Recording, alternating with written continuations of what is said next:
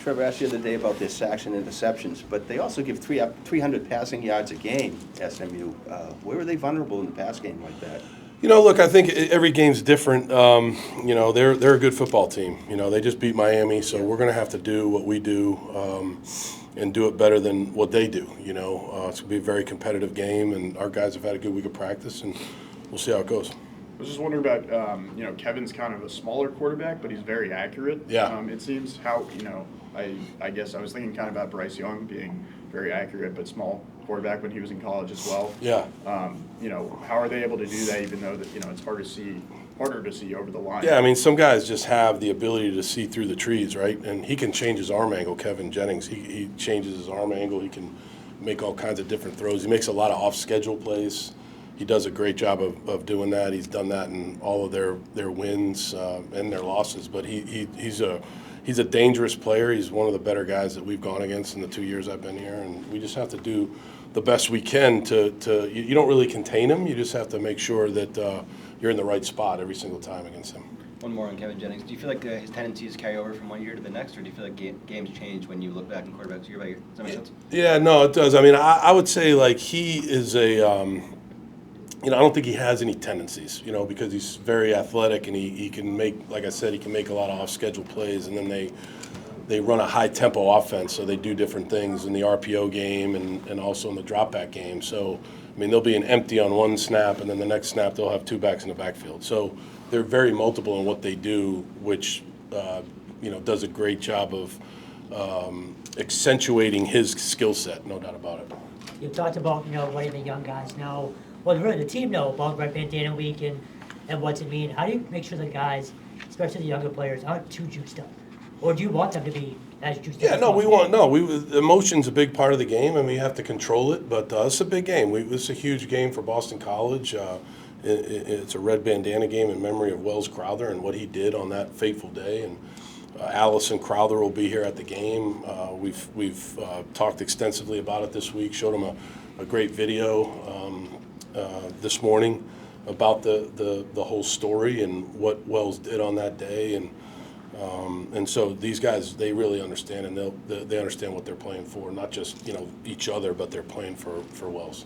Coach, when you mentioned post game Saturday that if the biggest challenge in life is football and the season for these players, they're going to have a good life.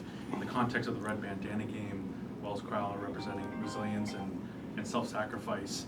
How important is that for you as a head coach, developing these players outside of football, to become BC men? Yeah, no, it's a great question. I mean, we just gave an award, or Alex Broom just won the National Service Award, and we gave him that in the team meeting this morning. So that kind of exemplifies everything that we're talking about, in addition to obviously what Wells Crowther means to this university.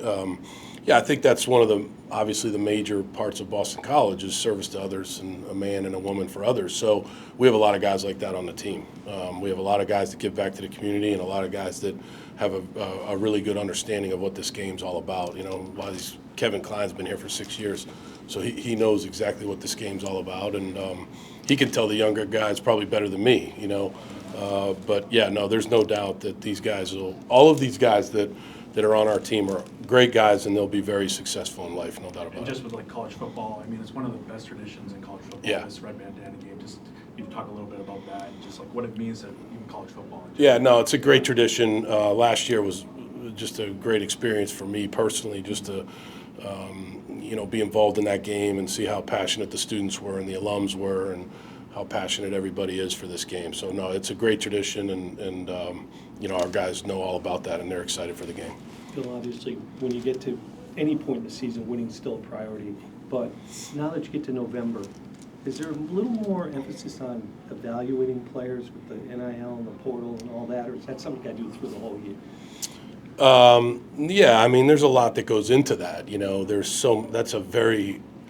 That question would take a long time to answer. I'm not sure we have all that time to do that. But, look, this is a different age of college football, right? And, I think at Boston College, we're never going to be the school that abandons, essentially what Mac was asking about, what we're all about here, right? This is a high academic school. This is a school that teaches people about giving back to others. This is a school that's very family-oriented. And in the end, we do the best we can relative to what we're able to do within the football program. We'll work at it. We're always working in recruiting, always working on evaluations and things like that. That's a daily operation. So, but we'll just keep plugging away and do the best we can. Bill, they have 3 of the top 6 pass rushers in the ACC. Is it a scheme that they do, or what makes them so? Yeah, they do. They do some really good things. I mean, they've got some good players. The pressures that they bring, the way they mix it up. They've got really good athletic guys up front that are tough to block, especially the way they scheme it up. So, yeah, it's a big challenge. Big challenge for our offensive line. Big challenge for our backs, because their linebackers will blitz. Yeah. Big challenge for our tight ends if they're involved in the blocking. So, yeah, it's definitely a good scheme. Some of the younger guys have really started to shine in these past few games. How encouraging is that for you to see the future of this program already making some plays? Yeah, no, we feel good about the 25 class. We feel good about the 24 class that is a sophomore right now, the 25 class that are really true freshmen. We feel good about the future. Those guys, like you said, have got a lot of great experience, and they're getting better every week. And I think that there's no substitute for experience. So when you get that experience, you really have a chance to improve every single week. So speaking of experience, obviously new names, new faces, but Grayson facing them last year, does that help, knowing their schemes? Yeah, no, I mean, I'm sure it helps. I think it definitely helps. I think it's a little bit different. They're a different team this year. They're doing some different things than they did last year, but there's no doubt that it definitely helps to have that experience of going against these guys last year, no doubt about it. Just curious about Dylan, and he obviously at the beginning of the season really looked like maybe the future here, and was your guy out of the portal. You recruited him initially. Just wondering kind of why you think Grayson is kind of providing the spark right now that you see is fit for the team, and what's kind of the situation with Dylan. Yeah, it's hard to answer that, Graham. I mean, it's just hard to pinpoint that. I think Dylan's done a lot of good things. He's gotten better. He works hard to get better. He's a great kid, awesome guy. Just in the end, you try to make the best decisions for the team. You're trying to put the team in the best position to win. And, at the end of the day, we feel like Grayson right now gives us the best chance to win. It's not like that Dylan's career is over or anything like that. Dylan has a career ahead of him, no doubt about it. He's a very talented guy. But right now, we feel like Grayson gives us the best chance. That's just all I can tell you about that.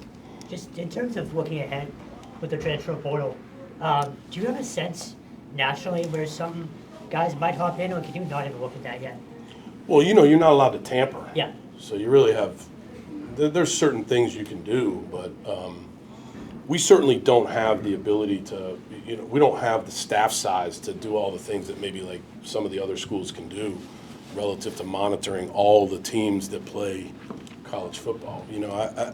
It's, Kevin, like in pro football, when a guy becomes a free agent, it's when his contract runs out. There's 32 teams. Everybody knows when the guy's contract's going to run out. Everybody knows who the free agents are going to be. If you choose your team that has a free agent, you choose to bring that team back, that guy back, then you make him an offer and all that. In college football, everybody's a free agent every single day of the week. Now, there's only one portal window.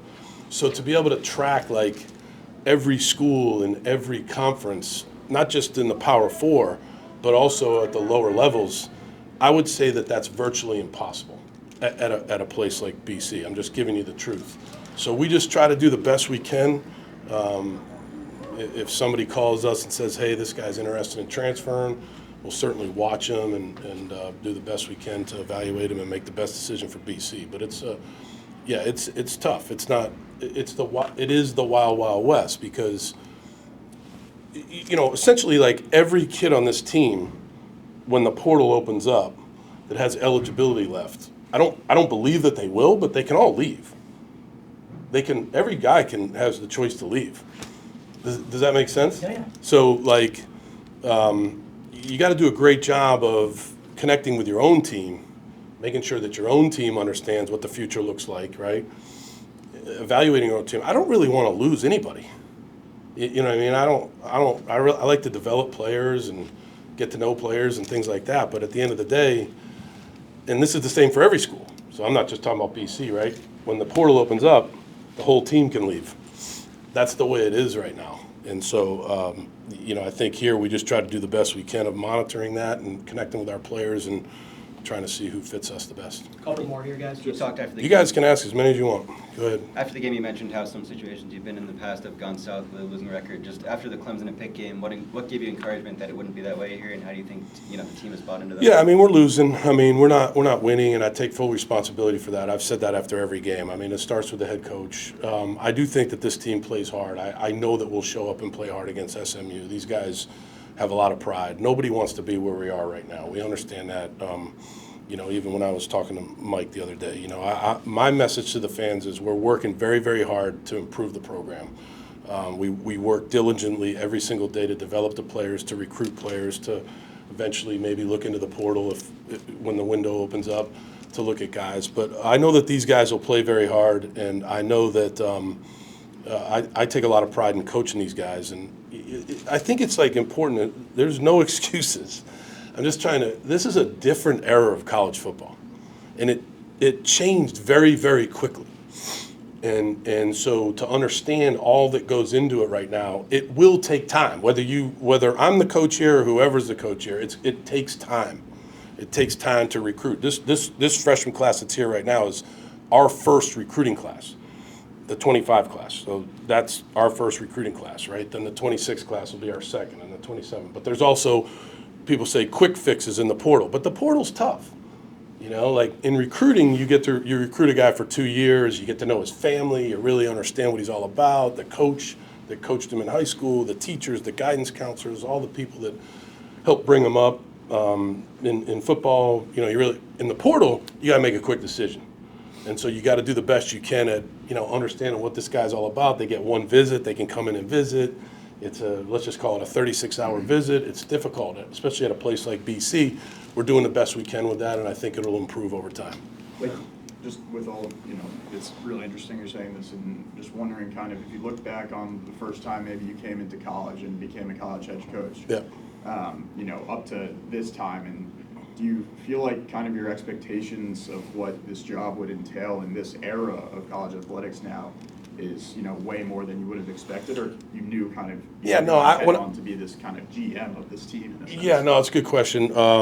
I would say, when I was at Alabama, this all started to happen. That players could be compensated at that time out of collectives, right? The rev share wasn't into play then, but it was out of the collective, right? And so I saw it coming, and then when I went to the Patriots, I was in pro football for a year. But I knew I wasn't blind to the fact that this was happening. I will say this, that it's happening very fast, and it just takes a lot of thoughtful processes that, over time, because the big thing about Boston colleges, and I think those of you that went to BC would probably agree with this, it has to be you have to have a guy that really wants to go to class, that wants to get a meaningful degree that can take care of him for the rest of his life, right? You want a guy that understands, hey, I can really help in the community, give back to the community, and you want a good football player. And so you have to do a great job of understanding those fits, and I think that's just what we try to do every day. There's no overwhelming feeling or anything like that. That's not. It's a fast-paced world out there, and you got to make quick, thoughtful decisions to the best of your ability. Coach, so on the note of the transfer portal thing, just real quick, do you hope in the future that it kind of becomes more an NFL model where coaches can understand and players can understand you have a 2-3 year contract and then you have to be bought out to move something where it's more obvious to everyone in more fairness that people can understand how long a player's going to be here? Yeah, I think there's a good point to that. I think one of the things that's hard to know is it's hard to know what to compensate a player. In the NFL, when a guy's a free agent or maybe he's a year away from being a free agent and he's a great player and you want to try to lock him down, you have what they call comps. So you're working on, okay, hey, this guy is very comparable to this guy. Maybe it was 2 years ago, maybe it was 5 years ago, but whatever it is, you can look at this guy's contract, and maybe this is a good comp, and you begin to talk to the agent about that. There's no comps in college, especially every school can choose to do what they want to do relative to rev share. Right. It's not everybody's under one salary cap. Yeah. Each school makes the choice of what they want to do relative to the commitment to rev share. And so then it becomes, okay, how do you compensate this player? And so it's very difficult to know exactly how to compensate a player when there's really no comps out there. Right. You know what I mean? So like, you know, you look at, and you don't really know what to believe, right? So you look at, there's things out there where they say, that, you know, this quarterback signed a 4-year contract for $2 million a year. Well, I don't know. I've never seen that contract. Maybe he did, maybe he didn't. It's hard. There's a lot of. Or a commissioner kind of overlooking. Exactly. Yeah. So I think like over the course of time, you'd like to see that more, but I think that'll take a long time to be regulated. Just curious, I mean, you mentioned, obviously, they're not all gonna go in the portal, but you've been around long enough to see it. So do most kids, just curious how it works, do they go to the coach and say, hey, I'm going in the portal, or do you get blindsided sometimes? Yeah, Or so- they just put it yeah. out on Twitter, I'm leaving? No, these are great questions. First of all, at BC, like, these guys love BC. So there's not many guys, unless they're going into their 5th year where they've already got their undergraduate degree, and maybe they say, well, you know, I'm not going to play as much at BC, so I want to go play somewhere else. You know, there's a couple guys that did that from last year, right? They're playing somewhere else. Guy at UAB and a couple other places. So they want to play more. So that happens. But overall, guys don't want to leave BC because they love BC. And they know what BC's all about and what BC can do for them. BC's an incredible school, one of the top, I think, 20 schools in the country. So but there are sometimes things that happen where a guy goes to the compliance office and Colin Schaefer, who's awesome, he'll alert us right away, hey, this guy's come in and, you know, he's thinking about putting his name in the portal. That happens once in a while, but usually they come to me and they'll say, hey, coach, I'm thinking about, you know, I have a good relationship, or I would say a very honest, matter-of-fact relationship with every guy on the team. So I know that they feel that they can come talk to me and that I'll be honest with them and they'll be honest with me. I believe that. So that they usually come to me and tell me that.